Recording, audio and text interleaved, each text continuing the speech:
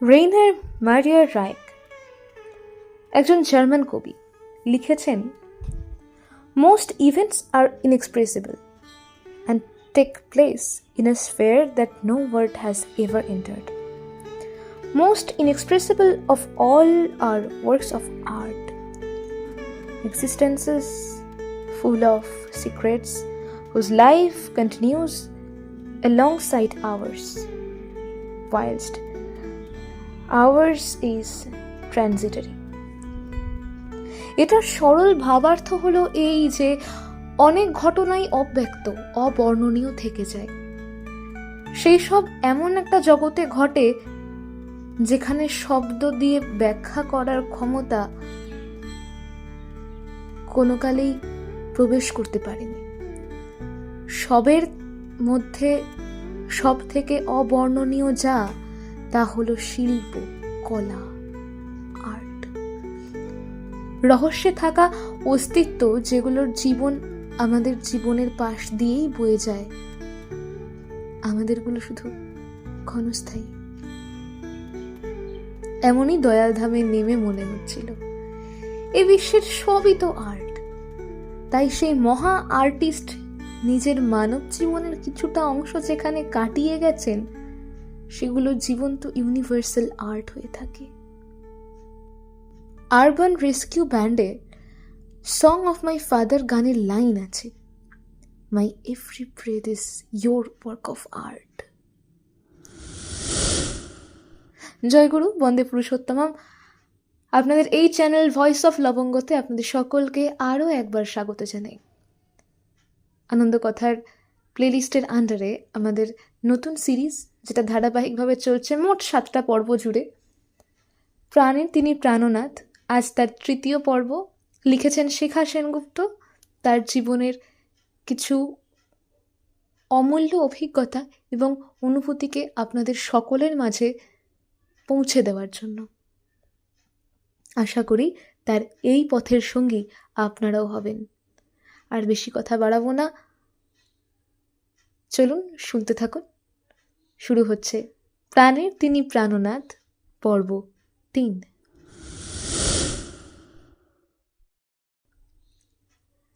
দেওঘরে সেদিন প্রচণ্ড রোদ্দুর, তবুও একটা শীতলতা আমাদের প্রাণ নিকেতনে। সূর্য যেন প্রিয়পরমের যজ্ঞে অগ্নিনাল। এই যজ্ঞেই তাঁর বার্তা, তাঁর লীলা, তাঁর প্রেম শত বিভাসে বয়ে যায়। এই যজ্ঞেই অগ্নিমুখের ঋক অনুপ্রেরণা আনন্দ সঙ্গীত বাজায় ভুবন নন্দিত উল্লাসে। দেওঘরে যখন পৌঁছলাম তখন দুপুর। এতদূর যাত্রা করেও মার মুখে ক্লান্তি নাই। আমাকে বলল, চলো আনন্দবাজার যেতে হবে।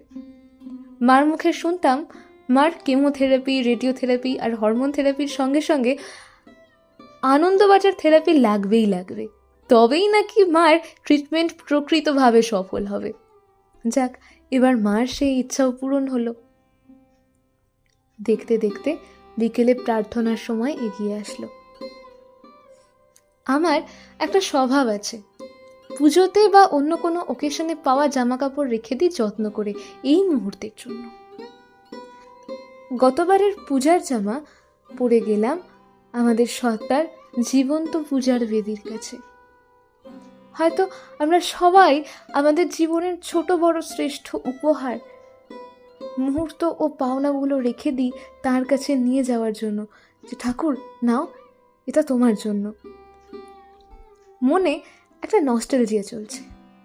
হেঁটে যাচ্ছি ঠাকুর বাংলার দিকে, রাজাধিরাজ সম্রাটের পার্লারের দিকে।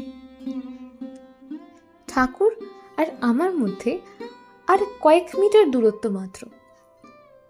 যখন 7 সমুদ্র পাড়ে থাকি তখন অপেক্ষা করি সেই নৌকার, যে আমাকে সমুদ্র পার করে তার কাছে নিয়ে যাবে। কিন্তু যখন এই ধরাধামে আমার আর তার মাঝে অল্পটুকু দূরত্ব থাকে, সমুদ্র থাকে না, থাকে মাত্র 5 মিনিটের রাস্তা, তখন মনে এক অস্বাভাবিক ব্যাকুলতা। কখন যাব, কখন পৌঁছাবো? ঠাকুর বাংলাতে ঢুকতেই ওই চেনা গাছগুলো, ওই চেনা মাটির স্পর্শ, ওই চেনা ঘড়ির ডাক। সবাই আমাকে একটু বকা দিয়েই বলছে, তুই কি কাঁদিস রে, এখানে দয়াল তোকে দেখার জন্য, তোর মতোই প্রত্যেকজনকে দেখার জন্য কত কাঁদে জানিস, আমরা সাক্ষী। সত্যি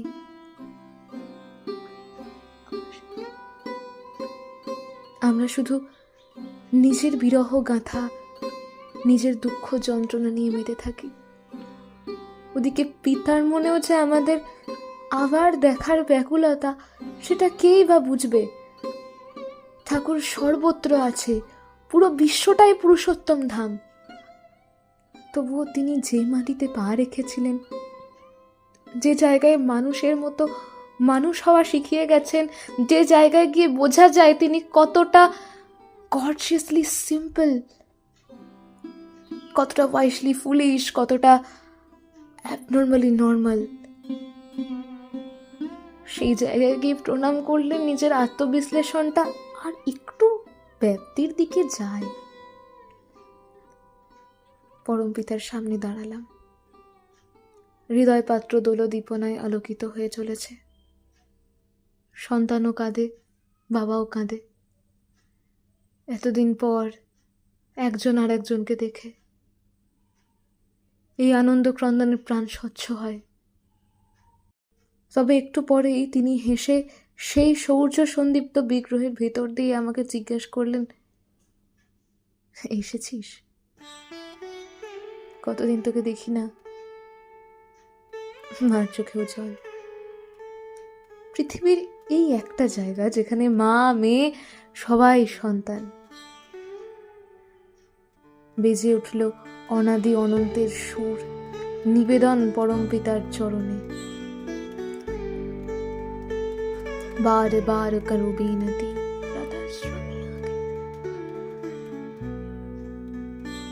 আমরা আমাদের চলনের ধারা তার চরণে সমর্পিত করে তাকেই ভালোবেসে রাধা হয়ে ওঠার চেষ্টায় জীবন কাটাতে পারি। এই তো পুরাতন ইচ্ছা আমাদের নব নব রূপে। এই যে আমার সামনে তিনি বসে আছেন, হয়তো তামাক খাচ্ছেন, হয়তো পার্শ্বদের সঙ্গে কথা বলছেন, হয়তো না, নিশ্চয়ই এমনটাই হয়ে চলছে, চলবে। ওই যে ঠাকুর হেঁটে যাচ্ছেন জামতলা দিয়ে, ওই যে নিভৃত নিকেতনে তিনি বসে আছেন, ওই যে একদিনের টাওয়ার হতে দেখছেন তিনি। মেমোরিয়াতে ঢুকলেই শিহরণ জাগে। এই টুথপেস্ট তিনি ব্যবহার করেছিলেন, এই বোরোলিন, শেভিং এর জিনিসপত্র, সেই সব কিছু সেই পরম ঈশ্বরের নর বিগ্রহ আমাদের ইষ্ট ব্যবহার করে গেছেন। টেনিসন যখন বললেন, but in his ways of men I find him not, Thakur ওটাকে একটু পাল্টে বললেন, but in his ways of men I find him most. তাই ইন ওয়েজ অফ মেনে তাকে খুঁজলে তাকে পাওয়া যায়। গত 2 বছরে এই ওয়েজ হয়ে গিয়েছিল অনলাইন। অনলাইনের মাধ্যমে কত কাউকেই না জেনেছি, চিনেছি, সবাই আপনজন হয়ে গেছে। তাপস পাল দাদা, জ্যোতির্ময় কাকু, মধুরিমাদির সঙ্গে দেখা হলো, সুভাষিস হরচৌধুরী আঙ্কেলের সঙ্গে দেখা হলো, আরও অনেকের সঙ্গে। অনেকটাই ক্রেডিট যায় এলোইর সঙ্গে জড়িত থাকাতে। ঠাকুরের বাণী সম্বন্ধে কত কিছুই না চর্চা হতো। শ্রদ্ধেয় প্রীতম দাদার ইন্সপিরেশনেই এইসব হতো, মানে ধৃতিমান সিংহ দাদার কথা। কতদিন স্ক্রিনের থেকে ওনার এই বড় বড় বুক শেলফসগুলো দেখতাম, এবার নিজের চোখে দেখলাম।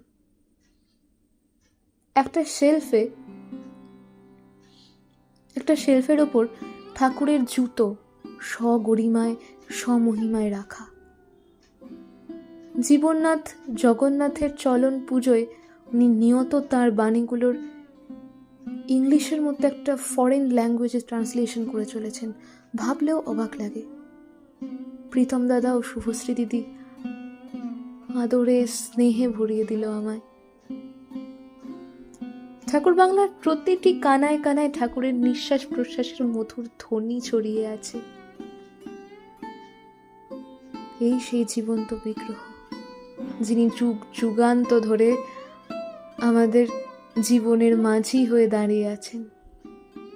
এই আমার প্রাণনাথ। তার চরণের ধ্বনি শোনা যায় যদি আমরা কান পাতি। রবীন্দ্রনাথ তাই লিখেছেন, কে সে মোর কেই বা জানে, কিছু তার দেখি আভা, কিছু পাই অনুমানে, কিছু তার বুঝি না বা, আমি কান পেতে রই ও আমার আপন হৃদয় গহন দ্বারে বারে বারে। প্রতিদিন সকাল সন্ধ্যায় প্রার্থনার পর মনে আরেকটা এক্সাইটমেন্ট কাজ করে, আচার্যদেবের কাছে যাব। গতবার একটা প্রসঙ্গে তিনি আমার দিকে আঙুল করে আরেকজনকে বলেছিলেন, ও আমার কাছে ছোট্টবেলার থেকে আসে। জীবনের দোলায়, সুখে দুঃখে, কথাতে, নীরবতাতে, হেঁটে চলায়, থেমে যাওয়ায়, সবকিছুতেই তার কাছেই যাই, তার কাছেই যাব, তার কাছেই যেতে থাকবো, যাই আসুক না কেন। সেই রকমই প্রথম দিনেও ঠাকুর বাংলার রাস্তা দিয়ে হেঁটে চললাম বর্দা বাড়ির দিকে। গেটের সামনে পৌঁছাতেই দেখি তিনি বসে আছেন। ছুটে গেলাম আচার্যদেবের কাছে, আমার বাবার কাছে। মনে মনে গান চলছে, রজনীর তারা উঠেছে গগন ছেয়ে, আছে সবে মোর বাতায়ন পানে চেয়ে, প্রিয়তম হে জাগো জাগো জাগো মোর হৃদয়ের গোপন বিজন ঘরে।